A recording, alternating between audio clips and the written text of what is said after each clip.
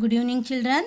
ನಾವು ಇಲ್ಲಿ ಸಂಕ್ರಾಂತಿ ಅಂತಕ್ಕಂಥ ಒಂದು ಪದ್ಯವನ್ನು ಸಹ ಮತ್ತೆ ರಿವಿಷನ್ ಇಲ್ಲಿ ಮಾಡೋಣ ಎಕ್ಸಾಮಿಗೋಸ್ಕರ. ಒಂದ್ಸರಿ ಪದ್ಯ ಓದೋಣವಾ?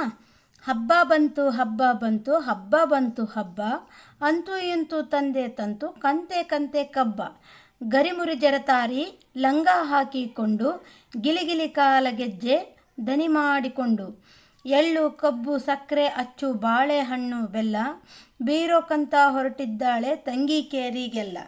ಹೊರಟಿದ್ದಾಳೆ ಪುಟಾಣಿ ತಂಗಿ ತನ್ನ ಗೆಳತಿ ಜೋಡಿ, ರಂಗೇನಳ್ಳಿ ರಂಗಿನ ಗೊಂಬಿ ಕಣ್ಣ ತುಂಬ ನೋಡಿ.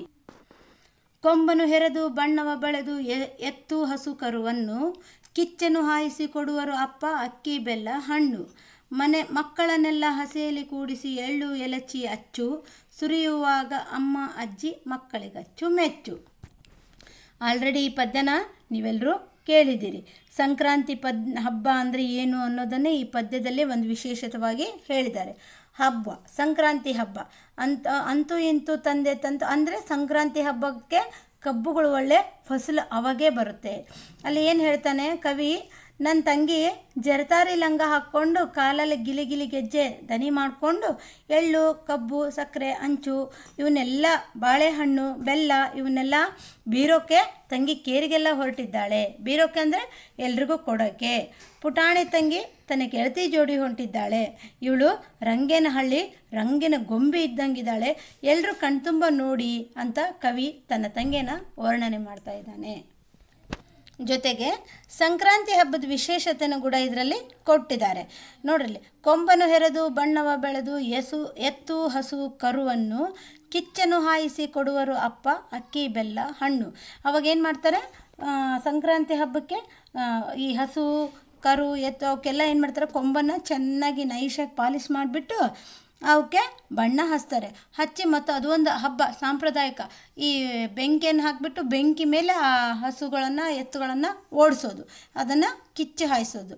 ಹೀಗೆ ಅದಲ್ಲದೆ ಮತ್ತು ಮಕ್ಕಳನ್ನೆಲ್ಲ ಹೊಸ್ತಿಲ ಮೇಲೆ ಕುಂದಿರಿಸ್ಬಿಟ್ಟು ಅವಕ್ಕೆ ಎಳ್ಳು ಬೆಲ್ಲ ಎಲಚಿ ಅಂದರೆ ಅದು ಒಂದು ಜಾತಿಯ ಹಣ್ಣು ಇವನ್ನೆಲ್ಲ ಹಾಗೆ ಮಕ್ಕಳನ್ನೆಲ್ಲ ಕುಂದಿರಿಸಿ ಹೊಸ್ಲಿ ಮೇಲೆ ಕುಂದಿರಿಸಿ ಹಣ್ಣೆರೆಯೋದು ಅಂತಾರೆ.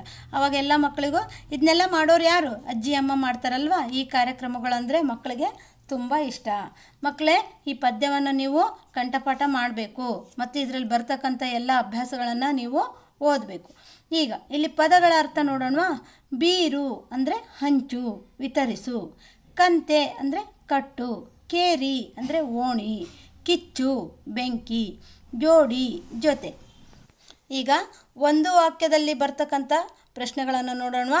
ಕೆಳಗಿನ ಪ್ರಶ್ನೆಗಳಿಗೆ ಒಂದೊಂದು ವಾಕ್ಯದಲ್ಲೇ ಉತ್ತರಿಸಬೇಕು. ತಂಗಿಯು ಯಾವ ಲಂಗ ಹಾಕಿಕೊಂಡಿದ್ದಳು? ತಂಗಿಯು ಗರಿಮುರಿ ಜರತಾರಿ ಲಂಗ ಹಾಕಿಕೊಂಡಿದ್ದಾಳೆ. ಗೆಳತಿಯ ಜೊತೆ ತಂಗಿ ಕೇರಿಗೆ ಹೊರಟಿದ್ದು ಏಕೆ? ಗೆಳತಿಯ ಜೊತೆ ತಂಗಿ ಎಳ್ಳು ಸಕ್ಕರೆ ಕಬ್ಬು ಅಚ್ಚು ಬೆಲ್ಲ ಬೀರೋಕ್ಕೆ ಕೇರಿಗೆ ಹೊರಟಿದ್ದಾಳೆ. ಅಪ್ಪ ದನಕರುಗಳಿಗೆ ಏನು ಕೊಟ್ಟರು?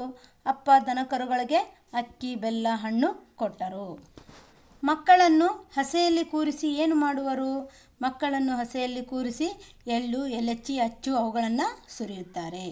ಈ ಪದ್ಯವು ಯಾವ ಹಬ್ಬಕ್ಕೆ ಸಂಬಂಧಿಸಿದ್ದಾಗಿದೆ? ಈ ಪದ್ಯವು ಸಂಕ್ರಾಂತಿ ಹಬ್ಬಕ್ಕೆ ಸಂಬಂಧಿಸಿದ್ದಾಗಿದೆ. ನೋಡ್ರಿ ಮಕ್ಕಳೇ, ಇಲ್ಲಿ ಆ ಪಟ್ಟಿಯಲ್ಲಿರುವ ವಾಕ್ಯವನ್ನು ಬ ಪಟ್ಟಿಯ ವಾಕ್ಯಗಳೊಂದಿಗೆ ಹೊಂದಿಸಿ ಬರೆಯೋದು. ಹೌದಾ? ಇಲ್ಲೇನು ಕೊಟ್ಟಿದ್ದಾರೆ? ಆ ಪಟ್ಟಿಯೊಳಗೆ ಗರಿಮುರಿ ಜರತಾರಿ ಬೀರೋಕಂತ ಹೊರಟಿದ್ದಾಳೆ, ರಂಗೇನಹಳ್ಳಿ ರಂಗಿನ ಗೊಂಬೆ, ಕಿಚ್ಚನು ಹಾಯಿಸಿ ಕೊಡುವರು ಅಪ್ಪ, ಸುರಿಯುವಾಗ ಅಮ್ಮ ಅಜ್ಜಿ. ನೋಡ್ರಿ, ಈಗ ಇದಕ್ಕೆ ಹೊಂದತಕ್ಕಂಥ ಒಂದು ವಾಕ್ಯವನ್ನು ನಾವಿಲ್ಲಿ ಜೋಡಣೆ ಮಾಡಬೇಕು. ಗರಿಮುರಿ ಜರತಾರಿ ಲಂಗ ಹಾಕಿಕೊಂಡು, ಬೀರೋಕಂತೆ ಹೊರಟಿದ್ದಾಳೆ ತಂಗಿ ಕೇರಿಗೆಲ್ಲ, ರಂಗೇನಹಳ್ಳಿ ರಂಗಿನ ಗೊಂಬೆ ಕಣ್ಣ ತುಂಬ ನೋಡಿ, ಕಿಚ್ಚನ್ನು ಹಾಯಿಸಿ ಕೊಡುವನು ಅಪ್ಪ ಅಕ್ಕಿ ಬೆಲ್ಲ ಹಣ್ಣು, ಸುರಿಯುವಾಗ ಅಮ್ಮ ಅಜ್ಜಿ ಮಕ್ಕಳಿಗಚ್ಚು ಮೆಚ್ಚು. ಗೊತ್ತಾಯ್ತಲ್ಲ ಮಕ್ಕಳೇ? ಇಲ್ಲಿ ನೋಡಿ, ಇದ್ರ ಉತ್ತರನ ಇಲ್ಲಿ ಕೊಟ್ಟಿದ್ದಾರೆ. ಮಕ್ಕಳೇ, ಇದನ್ನೆಲ್ಲ ನೋಟ್ಸನ್ನು ನಾನು ನಿಮಗೆ ಮತ್ತೆ PDF ಹಾಕ್ತೀನಿ. ಇದನ್ನೆಲ್ಲ ಚೆನ್ನಾಗಿ ಅಭ್ಯಾಸ ಮಾಡಿ ಎಕ್ಸಾಮಿಗೆ ಎಲ್ಲರೂ ರೆಡಿಯಾಗ್ರಿ. ಧನ್ಯವಾದಗಳು.